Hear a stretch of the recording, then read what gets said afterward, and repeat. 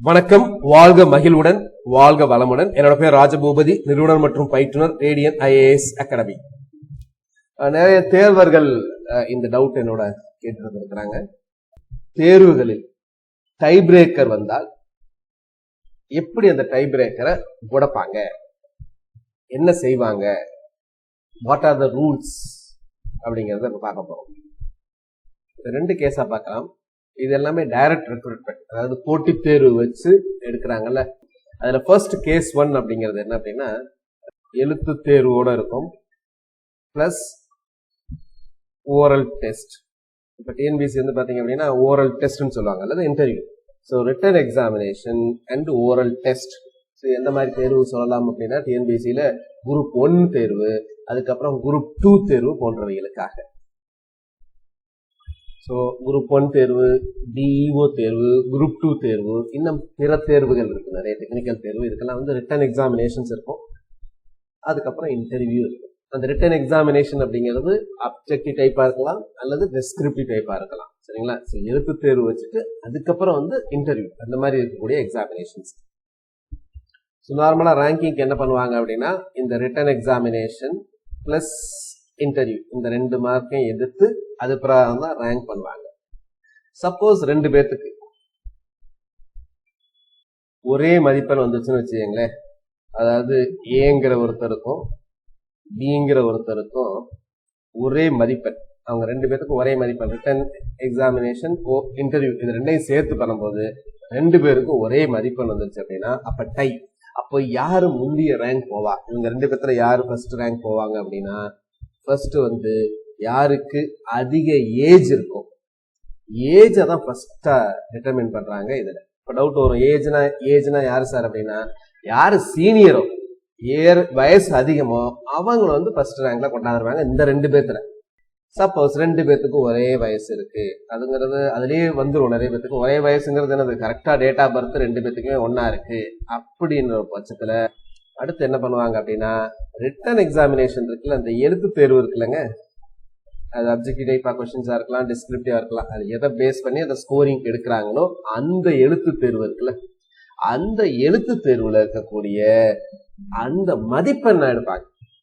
இந்த மதிப்பெண்ல யாரு அதிகமோ, அதாவது ஓடியை கன்சிடர் பண்ணாங்க, இன்டர்வியூ கன்சிடர் பண்ணாம ரிட்டன் எக்ஸாமினேஷன்ல இருக்கிற மார்க்கை பார்ப்பாங்க. அதுல யாரு அதிகமோ அவங்களுக்கு வந்து ஃபர்ஸ்ட் இந்த 2 பேர்த்துல ஃபர்ஸ்ட் ரேங்க் கொடுத்துருவாங்க. அடுத்து சப்போஸ் இதுலயும் ஒன்னா இருக்குங்க அப்படிங்கும் போது அடுத்து வந்து பாத்தீங்கன்னா, யாரு அப்ளிகேஷன் போட்டாங்களோ, அதை அப்ளை பண்ணிருப்பாங்கல்ல, அந்த அப்ளிகேஷன் போடும்போது ஃபர்ஸ்ட் யாரு போட்டாங்களோ அவங்கள கன்சிடர் பண்ணுவாங்க. ஃபர்ஸ்ட் யார் போட்டவங்கள கன்சிடர் பண்ணுவாங்க.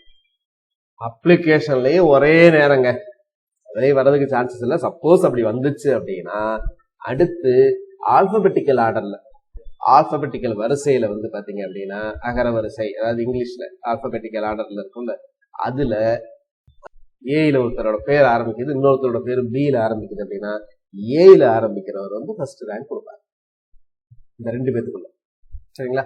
அடுத்த கேஸ் வந்து ரிட்டன் எக்ஸாமினேஷன் மட்டும் இருக்கிறது, group 2A, group 4 and BAO போன்ற பல தேர்வுகள் வந்து கண்டக்ட் பண்றாங்க TNPSCல.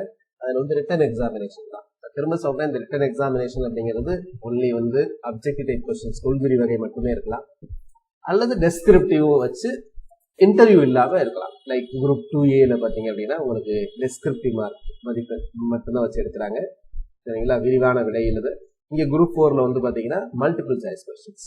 ஸோ இந்த கேஸ்ல, அதாவது இன்டர்வியூ இல்லாத கேஸ்ல என்ன பண்ணுவாங்க, 2 பேத்துக்கும் ஒரே மதிப்பெண் வந்திருக்கு. இங்க ஃபர்ஸ்ட் என்ன எதை கன்சிடர் பண்ணுவாங்க அப்படின்னா, எஜுகேஷனல் குவாலிஃபிகேஷன். அப்போ 2 பேரு கல்வி தகுதி வச்சு பண்ணுவாங்க. ஓ 2 பேர் ஒரே மதிப்பெண் எடுக்கிறாங்க, அப்போ யாருக்கு அந்த ரேங்க் ஃபர்ஸ்ட் ப்ரிஃபரன்ஸ் கொடுப்பாங்க அப்படின்னா, யாருக்கு வந்து பாத்தீங்கன்னா அதிக குவாலிஃபிகேஷன் இருக்கோ, the highest qualification may be placed above the merit list. இந்த 2 பேர். ஸோ எஜுகேஷன் குவாலிஃபிகேஷன், ஒருத்தர் வந்து ஒரு குரூப் 4 எழுதுறாரு, ஒருத்தர் வந்து BSc படிச்சிருக்காரு, இன்னொருத்தர் வந்து பாத்தீங்க அப்படின்னா அவர் வந்து MA படிச்சிருக்காரு அப்படின்னா இந்த MA படிச்சவங்களுக்கு ஃபர்ஸ்ட் ரேங்க் கொடுக்குறாங்க எஜுகேஷன் குவாலிஃபிகேஷன்.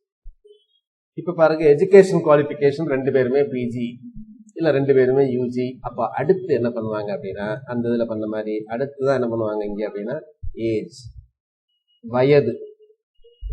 யாருக்கு வயது அதிகமோ அவங்களுக்கு முதல்ல ரேங்க் போகும். The candidate senior in age may be placed above in the merit list.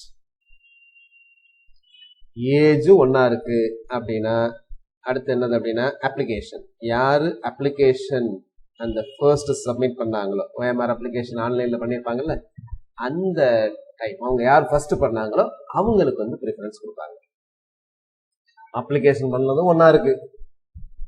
அப்படி இருந்துச்சு அப்படின்னா அடுத்து என்னதுன்னா ஆல்பபெட்டிக்கல் ஆர்டர். ஏற்கனவே பார்த்தோம்ல இந்த மாதிரி அந்த இங்கிலீஷ்ல ஆல்பபெட்டிக்கல் ஆர்டர்ல யாரோட பேரு ஃபர்ஸ்ட் வருமோ ஆல்பபெட் டிக்ஷனரி ஆர்டர்ல அவங்களுக்கு வந்து ஃபர்ஸ்ட் ப்ரிஃபரன்ஸ் கொடுப்பாங்க. ஒருத்தவங்க நந்தினி, இன்னொருத்தர் சுரேஷ் அப்படின்னா நந்தினிக்கு ஃபர்ஸ்ட் ரேங்க் கொடுத்துருவாங்க.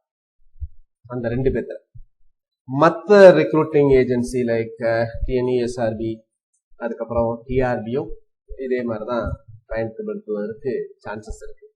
குரூப் 1 DEO, குரூப் 2 2A, அதுக்கப்புறம் group 4 and BAO, police, SI, TNPSC, police, SI, அப்புறம் வரப்போற PC, டீச்சர்ஸ் ரெக்ரூட்மெண்ட் போர்டில் எக்ஸாமினேஷன்ஸ் வரக்கூடிய டெட் எக்ஸாமினேஷன்ஸ், நியமன தேர்வு, அதே மாதிரி பாலிடெக்னிக்ல வரக்கூடிய எக்ஸாமினேஷன்ஸ், டெக்னிக்கல் எக்ஸாமினேஷன், ஈஸியா இருக்கட்டும், மற்ற டெக்னிக்கலா இருக்கா, அதுக்கப்புறம் மேத்ஸ், பிசிக்ஸ், இந்த மாதிரி நியமன தேர்வு. இதுக்குரிய வகுப்புகள் வந்து நேரடி வகுப்புகள், ஆன்லைன் வகுப்புகள் இருக்கு. எதை பத்தி டீடைல்ஸ் வேணும் அப்படின்னா online classes, live classes as well as recorded classes ரெண்டுமே நம்ம 2010 இருந்து எடுத்துட்டு இருக்கோம் 12 இயர்ஸா. அதுக்கப்புறம் டெஸ்ட் பேட்சஸ் அல்லது மெட்டீரியல்ஸ் அல்லது நேரடி வகுப்புகள். இதை பத்தி உங்களுக்கு விவரங்கள் வேணும்னா இந்த எண்ணுக்கு எந்த தேர்வுன்னு குறித்து இந்த நம்பரை சேவ் பண்ணிட்டு உங்களுக்கு வாட்ஸ்அப் பண்ணுங்க. உங்களுக்கு சில இலவசமாக சில ஆன்லைன் வகுப்புகள் எப்படி இருக்கும் அப்படிங்கிறதும், சில தேர்வுகள், வாய்ஸ் ஃபைல்ஸ் இதெல்லாம் உங்களுக்கு அனுப்பி வைக்கப்படும். அதுமாதிரி இந்த சேனலை ஃபர்ஸ்ட் டைம் பார்க்குறவங்க வந்து சப்ஸ்கிரைப் பண்ணுங்க. நிறைய யூஸ்ஃபுல்லான இன்ஃபர்மேஷன்ஸ்லாம் இருக்கும். பழைய வீடியோஸ் இதெல்லாம் பாருங்க. கோர்ஸ் சம்பந்தம் இல்லாத வேற ஏதாவது கேள்விகள் இருந்தீங்க அப்படின்னா இதுல வந்து பாத்தீங்கன்னா அந்த கீழே வந்து கமெண்ட் பண்ணுங்க. நன்றி.